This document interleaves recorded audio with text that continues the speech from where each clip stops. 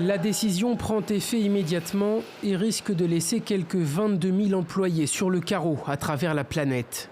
C'est désormais certain, le plus vieux voyagiste du monde, le Britannique Thomas Cook, fait faillite. Dans la nuit, son conseil d'administration a annoncé son placement en liquidation judiciaire, faute d'avoir pu rassembler les 200 millions de livres réclamés la semaine dernière par ses créanciers. C'était pourtant la condition sine qua non d'un plan de sauvetage de 900 millions de livres, un plan déjà accepté et mené par le chinois Fosun.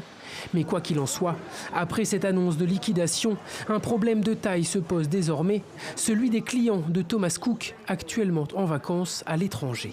Le chiffre de 600 000 personnes qu'il faudrait rapatrier en quelques semaines, c'est absolument colossal. Ce serait la plus grosse opération depuis la fin de la Deuxième Guerre mondiale. La grosse difficulté, c'est quels avions sont disponibles pour rapatrier tous ces gens. Ça représente entre 2 et 4 000 avions qu'il va falloir affréter totalement.